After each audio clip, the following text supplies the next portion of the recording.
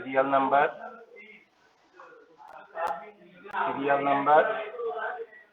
bank, NPBS card number, issue date, expiry date, balance.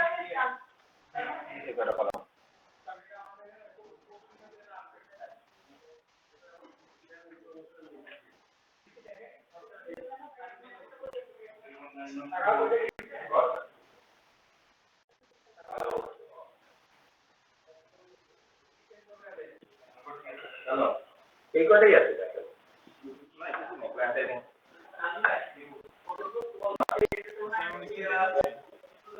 জি sir, দেখা যাচ্ছে sir.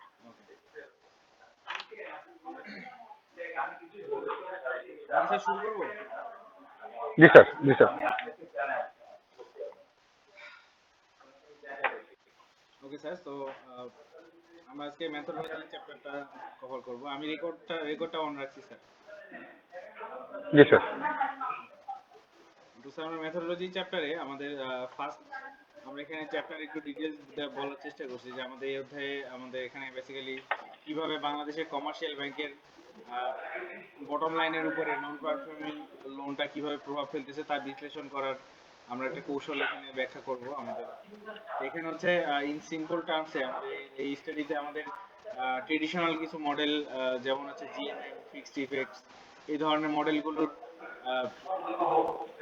সাথে আমরা আধুনিক মেশিন লার্নিং মডেল কম্বাইন করছি যাতে হচ্ছে এদের প্রেডিক্টিভ ক্ষমতা এবং হচ্ছে এক্সপ্লেনেশনারি পাওয়ারটা দুটাই হচ্ছে বেশি হয় বা বৃদ্ধি পায়। এই জিনিসটার জন্য আমরা এই মেথডোলজিটা প্রপোজ করছি। এবং হচ্ছে আমাদের বেসিক্যালি এটা হচ্ছে আমাদের NPL, CAR, bank size, write off loans এবং প্রফিটেবিলিটির মধ্যে একটা সম্পর্ক, যেটা হচ্ছে ইকোনোমেট্রিক যে টুলস গুলো আছে, জিএমএম, ফিক্সড ইফেক্ট, যে টুলস গুলো ব্যবহার করে ডিরেক্ট করা হয়। তো দেন হচ্ছে আমাদের রেজাল্টের আমরা রোবাস্টনেস নিয়ে আসার জন্য আমাদের ক্রস চেক করব, এবং ক্রস চেকটা হবে মেশিন লার্নিং এর মাধ্যমে, যেখানে হচ্ছে র্যান্ডম ফরেস্ট, এক্সিবুস্ট এবং হচ্ছে এসভিআর সাপোর্ট ভেক্টর মেশিন এই জটিল মেকানিজম গুলো এখানে প্যাটার্ন ধরতে সাহায্য করবে। এবং লাস্টে বলা হচ্ছে যে আমাদের এই যে আধুনিক যে কম্পিটিশন অ্যাপ্রোচ, যেটা মেশিন লার্নিং প্লাস আমরা ইকোনোমেট্রিক্স, এই দুটোকে আমরা মার্জ করছি। এই মার্জ করার ফলে প্রেডিকশনটা আরো নির্ভরযোগ্য হবে, এবং যেটা ইমপেরিক্যাল ব্যাংকিং রিসার্চ, যেটা আমরা টার্ম ইউজ করি, সেই রিসার্চটা আরো স্ট্যান্ডার্ড মেইনটেইন করবে। এবং যার রেজাল্টের ক্ষেত্রে আমরা হচ্ছে পলিসি মেকারসদের জন্য আমাদের এটা সহজেই থেকে তাদের পলিসিতে ইন্টারপ্রেট করা সহজ হবে, এবং হচ্ছে আমাদের এর ফলাফলটা আমরা বাস্তবভাবে আমরা এটা আমরা প্রয়োগ করতে পারবো।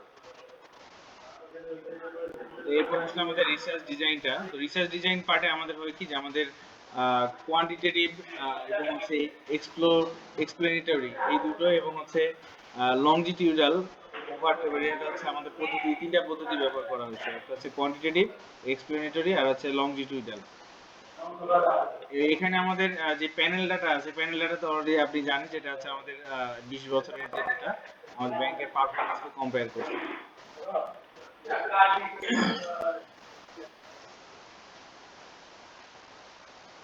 তো এরপর আসি আমাদের হচ্ছে এই যে পজিটিভিস্ট অ্যাপ্রোচ। তো পজিটিভিস্ট অ্যাপ্রোচটা আমরা বেসিক্যালি রিসার্চ ফ্যাক্টের উপর ভিত্তি করে নিউমেরিক্যাল ডাটার মাধ্যমে থিওরিটা টেস্ট করে। স্যার বুঝতে পারছেন? বেসিক্যালি এই ডাটার অ্যাপ্রোচটা হচ্ছে রিসার্চ ফ্যাক্টগুলার যাচাই করে নিউমেরিক্যাল ডাটার মাধ্যমে তার থিওরিটা টেস্ট করে। তো এর ফলে আমার যে প্যানেল ডাটাটা আছে, প্যানেল ডাটাটা টাইম সিরিজ এবং ক্রস সেকশন এই দুটোকে কম্বাইন করে, এবং তা একটা মানে স্ট্যাটিস্টিক্যাল এফিসিয়েন্সিটা বৃদ্ধি করবে, যের মাধ্যমে আমার হিডেন ব্যাংক স্পেসিফিক যে ইফেক্ট গুলো আছে সেই ইফেক্ট গুলো ধরতে পারবে, এবং এটা সময়ের সাথে পারফরম্যান্স প্যাটার্নটা আরো স্পষ্ট হবে ধীরে ধীরে। এখানে আমার মেশিন লার্নিং যে মডেলগুলো আছে, মেশিন লার্নিং মডেলগুলো হচ্ছে আমার নন প্যারামেট্রিক, মানে হচ্ছে আমার লিনিয়ার সম্পর্ক ধরে নেওয়ার কোনো দরকার নেই। সো আমাদের এখানে মেশিন লার্নিংটা আমাদের ফ্লেক্সিবিলিটিকে আরো এক্সপ্যান্ড করবে এবং নন লিনিয়ার রিলেশনশিপটা ডিটেক্ট করবে। দেন আমাদের এনপিএল প্রফিটেবিলিটি যে রিলেশনশিপ আছে এবং এর ক্যাজুয়াল সাইড ইকোনোমেট্রিক যে মডেলগুলো দেখাবে, সেটার আমার একটা কমপ্লিট পিকচার আমরা প্রোভাইড করব। এবং এই ফুল রিসার্চটা আমাদের বেসড অন হচ্ছে আমাদের একটা ডিডাকটিভ অ্যাপ্রোচে, যেটা হচ্ছে আমাদের এক্সিস্টিং যে থিওরি গুলো আছে বর্তমানে মার্কেটে, তো এদের একটা নির্দিষ্ট হাইপোথিসিস তৈরি করবে এবং এই ডেটাগুলো দিয়ে টেস্ট করবে, যেটা হচ্ছে আমার যেমন ক্রেডিট রিস্ক থিওরি বলা হয়, যেটা হচ্ছে এনপিএল বাড়লে প্রফিটেবিলিটি কমবে, এই ধরনের জিনিসগুলোকে তারা এক্সপ্লেইন করবে।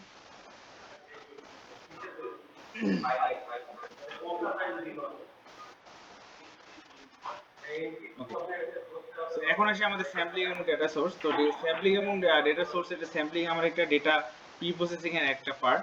এটা বেসিক্যালি আমার টার্গেট পপুলেশন, তো আমরা অবশ্যই বাংলাদেশ ব্যাংক দ্বারা লিস্টেড যে কমার্শিয়াল ব্যাংক গুলো আছে, এইটা আমরা আগে টার্গেট পপুলেশন হিসেবে এতে আমরা সিলেক্ট করছি। এরপরে আমার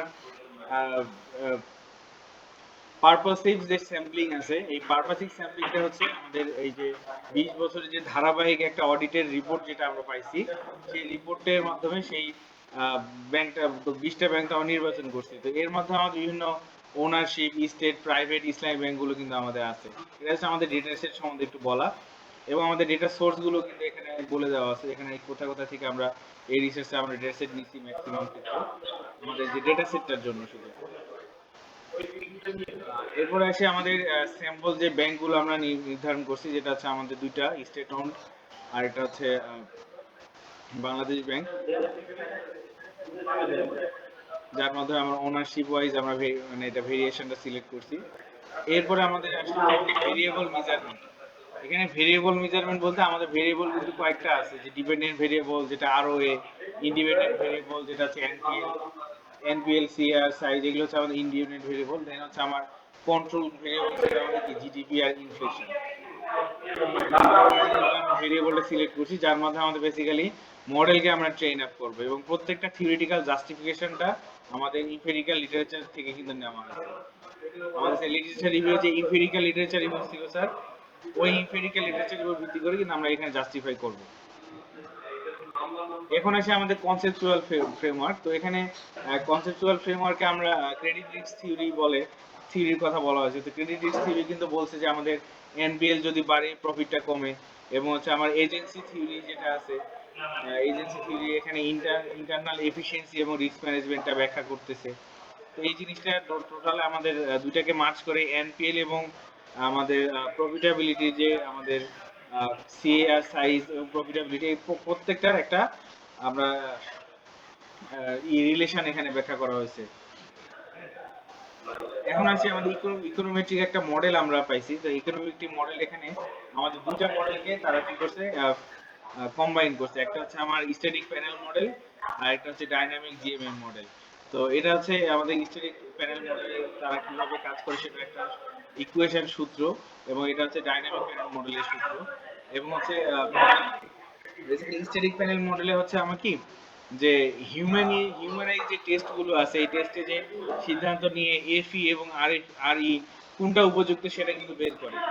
আর ডাইনামিক টেস্টের মাধ্যমে হয় কি, ডাইনামিক টেস্টে আমাদের আগের বছরে যে আরওএ যেগুলো ছিল, সেটা বর্তমান আরওএ কে কিভাবে ইনফ্লুয়েন্স করতেছে, এবং প্রফিট পারসিস্টেন্স মেজার করে।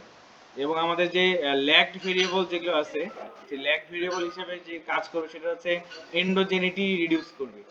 এন্ড এন্ডোজেনাস ডাটা যদি থাকে, তাহলে কিন্তু আমার মেশিনটা হয় কি, আমাদের গার্বেজ ভ্যালু দেয়। তো এন্ডোজেনিক ডাটা আমরা যত রিডিউস করব, মেশিন আমাদের তত ভালো আউটপুট প্রদান করবে। তো এখানে আমরা দুটো টেবল দেওয়া আছে, ডেসক্রিপটিভ স্ট্যাটিস্টিক আর একটা হচ্ছে কোরিলেশন ম্যাট্রিক্স। এই দুটোই হচ্ছে বেসিক্যালি আমাদের মিন, স্ট্যান্ডার্ড ডেভিয়েশন, ম্যাক্সিমাম, এই জিনিসগুলো দিয়ে আমাদের বুঝাইছি, যার মাধ্যমে হচ্ছে আমাদেরকে এনপিএল যে ভেরিয়েবিলিটি, এবং হচ্ছে আরওএ লো রেঞ্জ, দেন হচ্ছে আমরা কোরিলেশন টেবিল, এই জিনিসটাতে আমাদের প্রফিটেবিলিটি এনপিএল এর সাথে নেগেটিভ অর পজিটিভ হচ্ছে, তারপর হচ্ছে সিএআর এর সাথে জিডিপির সাথে কতটুকু পজিটিভ হচ্ছে, এই জিনিসটা আমাদের রিলেশনশিপটা এখানে দেখানো হয়েছে। এই যে আমাদের রিলেশনশিপ দেখাচ্ছে, এইগুলো কিন্তু আমাদের মোটামুটি সবগুলো স্ট্যাটিস্টিক্স ইউজ করে, আমরা স্ট্যাটিস্টিক্যাল ডেটা, আমরা স্ট্যাটিস্টিক দিয়ে আমরা আমাদের মেথডটা দিচ্ছি। তো এখন আমাদের এই জিনিসটা আমাদের ডায়াগনস্টিক এন্ড রোবাস্ট টেস্টে যখন নিয়ে আসবো, এই রোবাস্ট টেস্টের ক্ষেত্রে আমাদের কি হয়, ইকোনোমেট্রিক ভ্যালিডিটি আমাদের নিশ্চিত করতেছে, যেটা হচ্ছে আমাদের হাউসম্যান, তারপরে বিপি, তারপর হচ্ছে ভিআইএফ, এই জিনিস যে টেস্টগুলো যে করা হয়েছে, এই টেস্টগুলোতে আমাদের হয় কি, যে ব্যাংকের আমাদের কারেক্ট এটারও হেটারোডাস্টিসিস, যে আমাদের হেটারোজেনাস ডেটাগুলো, আমাদের যে অমিল ডেটাগুলোর মধ্যে যে অমিল আছে সেটা আমাদের কি করতেছে, অটোমেটিক ভাবে তারা কারেক্ট করে ফেলে। অটো কারেকশন যখন করবে আমাদের বেসিক্যালি মেশিনের ক্ষেত্রে সেটা আন্ডারস্ট্যান্ড করতে অনেক সাহায্য করবে। এখন থেকে আমাদের শুরু হলো ডেটা সায়েন্সের কাজ। দেখুন ডেটা সায়েন্সের কাজের ক্ষেত্রে আমাদের কয়েকটা স্টেপ ব্যবহার করা হয়েছে, যেখানে আমাদের প্রথমে আসতেছে আমাদের data processing, important cleaning, feature transformation. এই প্রত্যেকটারই কিন্তু আলাদা আলাদা কাজ আছে। যেটা হচ্ছে আমার প্রথমটা হচ্ছে আমার ডেটাগুলোকে আমাদের ক্লিন করে, এটা হচ্ছে এখানে কিন্তু পাইথনের পান্ডাস লাইব্রেরিটা আমাদের ইউজ করা হয়েছে। তো দেন হচ্ছে আমাদের ফিচার ট্রান্সফরমেশনের ক্ষেত্রে আমাদের নতুন ভেরিয়েবল এবং রেশিও ক্রিয়েট করব। তো এখানে আমাদের তিনটা টোটাল, এই টোটাল যে ফানেলটা আছে এই টোটাল ফানেলের মধ্যে কিন্তু আমাদের টোটাল তিনটা লাইব্রেরি ফাংশন ইউজ করা হয়েছে, পান্ডাস, নামপাই অ্যান্ড sklearn। তো এটাতে আমাদের কয়েকটা কাজ করে, টোটাল হচ্ছে মিসিং ভ্যালুগুলো ক্লিন করবে, দেন লগ ট্রান্সফরমেশন করবে, নর্মালাইজেশন করবে, আউটলেয়ার ট্রিমিং করবে, টেস্ট এবং ট্রেনিং সেটটা স্প্লিটিং করবে এখানে। আর লাস্ট অফ অল হচ্ছে আমাদের হিট ম্যাপ একটা তৈরি করব। এই হিট ম্যাপের মাধ্যমে কি করবে, আমাদের যে ডেটা সেটটা যে মেশিন লার্নিং রেডি আর ইকোনোমেট্রিক রেডি, এই জিনিসটা আমাদের এনশিওর করবে। এখানে প্রত্যেকটারই হচ্ছে আমাদের যে বেসিক কোড, এই বেসিক কোডের স্যাম্পল আমরা এখানে দিয়ে দিছি, যে যাতে হচ্ছে কোনটা কিভাবে করে এটা কিন্তু জাস্ট আমাদের কপি পেস্ট করে আমাদের ইয়াতে রান করা সম্ভব আছে। আচ্ছা, এখন এসে আমাদের মেশিন লার্নিংটা আমাদের এই যে প্রেডিক্টিভ ভ্যালিডেশনে কিভাবে সাহায্য করতেছে। এখানে বেসিক্যালি আমাদের মেশিন লার্নিং আমাদের নন লিনিয়ার যে রিলেশনশিপ গুলো প্রথমে ক্যাপচার করবে, তো যেটা হচ্ছে অনেক ভাইটাল একটা ব্যাপার। এবং আমাদের তিনটা মডেল আমরা ইউজ করতেছি, র্যান্ডম ফরেস্ট, রিগ্রেশন, এসভিএম, আর একটা হচ্ছে এক্সিবুস্ট। তো এখানে আমাদের দেখা যায় যে আমাদের র্যান্ডম ফরেস্ট অন্যান্য ক্ষেত্রে যে এক্সিস্টিং যে মডেলগুলো আছে এই মডেলগুলোতে দেখা যায় র্যান্ডম ফরেস্ট সবচেয়ে ভালো পারফর্ম করছে, যার কারণে আমাদের র্যান্ডম ফরেস্টটা নেওয়া হয়েছে। এবং এখানে অ্যাভারেজিং যে আমাদের নয়েজ ডিটেকশনটা সুন্দর করতেছে। এবং এদের যে আমাদের যে ম্যাট্রিক্স আছে, আমরা কি করি মেশিন লার্নিং এ প্রত্যেকটা কিন্তু তারা ম্যাট্রিক্স আকারে ডেটা প্রদান করবে। তো ম্যাট্রিক্স আকারের জন্য আমাদের এখানে তিনটা ম্যাট্রিক্স ইউজ করা হয়েছে, আরএ, এমএই, আরেকটা হচ্ছে আরএমএসসি। এখন আসলো আমাদের হচ্ছে মডেল কম্পারিজন। আমরা প্রত্যেকটা মডেলে আমরা যে দুইটা আমাদের মডেল কিন্তু আমরা এখানে কাজ করছি, একটা হচ্ছে ইকোনোমেট্রিক্স আর একটা হচ্ছে মেশিন লার্নিং। তো যেটা হচ্ছে আপনাদের ব্যাংকিং এর যেটা ম্যাক্সিমাম ক্ষেত্রে কিন্তু ইকোনোমেট্রিক্স ইউজ করা হয়। তো আমাদের দুইটা মডেলের মধ্যে আমরা এখানে পার্থক্য দেখাবো, যে আমার দুইটা মডেলে কেমন পার্থক্য হবে। তো প্রত্যেকটা ক্ষেত্রে আমাদের অবজেক্টিভের সাথে মডেলের আমাদের কিন্তু এই জিনিসটা দেখানো আছে। তো যার মাধ্যমে রিসার্চের যে সিকোয়েন্সিয়াল স্টেপগুলো যে মাধ্যমে চলতেছে, data cleaning, econometric, machine learning, validation, এই সিকোয়েন্সটা এখানে বলে দেওয়া আছে। আর এখানে হচ্ছে আমরা একটা এক্সাম্পল দিয়ে দিছি, যে আমাদের সাধারণত এই ধরনের রিসার্চে কেমন ধরনের জিনিস আছে। যে দেখেন আমরা যে সাধারণত প্রত্যেক তিনটা মডেলের ক্ষেত্রে র্যান্ডম ফরেস্ট হাইয়েস্ট আসে, এই জন্য আমরা র্যাঙ্কিং করছি। এখানে দেখেন আমরা ওএলএস রিগ্রেশন, আমাদের নর্মাল যে রিগ্রেশন গুলো আছে এই রিগ্রেশন মেথডটা বর্তমানে আমাদের মানে সাধারণত মানে সবচেয়ে কম গ্রহণযোগ্যতা লাভ করবে, যেটা হচ্ছে আমাদের ফিনটেকের ক্ষেত্রে। আর এই মেশিন লার্নিং গুলো কিন্তু দেখেন প্রথমে র্যান্ডম ফরেস্ট, দেন এসভিআর, দেন হচ্ছে এক্সিবুস্ট, এইভাবে র্যাঙ্কিং করে। এটা হচ্ছে একটা এক্সাম্পল হিসেবে দেখাইছি। দেন আসলে আমাদের মডেল কম্পারিজন যদি আমরা করি, মডেল কম্পারিজনে হয় কি আমাদের এরপরে আমাদের প্রত্যেকটা মডেল তো আমরা এই সেম ডেটার উপরে প্রত্যেকটা মডেলকে আমরা ট্রেন করব, দেন হচ্ছে টেস্ট করব। এই টেস্ট ট্রেনিং করার ফলে আমাদের এই মডেলটাতে আমাদের দেখা যায় কি প্রেডিক্টিভ অ্যাকুরেসি এবং প্যাটার্নটা ডিটেক্ট করবে, এবং হচ্ছে হাইয়েস্ট যে আর স্কোয়ার যেটা হবে, আর স্কোয়ার যে ভ্যালু আমরা যেটা পাবো এখানে, হাইয়েস্ট আর স্কোয়ার যেটাতে ভ্যালু পাবো সেই ভ্যালুটাই আমাদের এখানে যেমন আছে এ র্যান্ডম ফরেস্ট আমরা এক্সাম্পল স্বরূপ দিছি, তারপরে এটাকে আমরা র্যাঙ্ক করব। এইভাবে এখানে আমরা বলা আছে যে আমাদের যেটাতে আর স্কোয়ার ভ্যালুর উপর আমরা আমাদের প্রেডিক্ট করবো যে আমাদের কোন মডেলটা সবচেয়ে বেস্ট আউটপুট দিচ্ছে। তো এই গেল সেম হচ্ছে। এরপর আমাদের অ্যানালিটিক্যাল ওয়ার্কফ্লো ডায়াগ্রামে যদি আমরা কথা বলি, তো আমাদের 3.3 হয়ে গেল।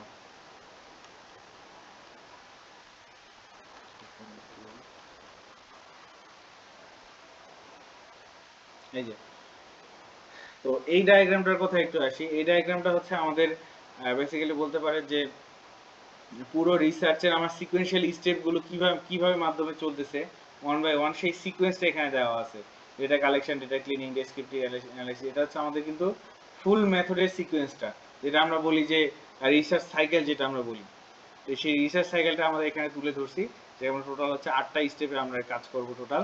এটা বেসিক্যালি হচ্ছে আমাদের মানে আমাদের নেওয়া হয়েছে হচ্ছে এটা আমরা ইন্সপায়ার্ড হয়েছে আমাদের সফটওয়্যার ডেভেলপমেন্ট আমাদের একটা সাইকেল আছে এসডিএলসি, সফটওয়্যার ডেভেলপমেন্ট লাইফ সাইকেল।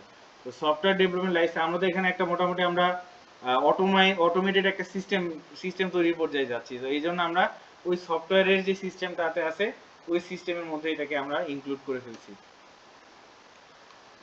এরপরে আসি আমাদের এথিক্যাল কনসিডারেশন। এথিক্যাল কনসিডারেশন যেটা বেসিক জিনিস, যে আমাদের পাবলিকলি অ্যাভেলেবল যে ডেটা আমরা সেটা নেই নাই, আমরা প্রাইভেটলি ইউজ করছি। এবং স্যার আপনি যে ডেটাটা যে নিছেন এই ডেটাটা কিন্তু আপনার হচ্ছে এথিক্যাল একটা কনসিডারেশন লেটার লাগবে আপনি যখন এটা পাবলিকেশনে যাবেন।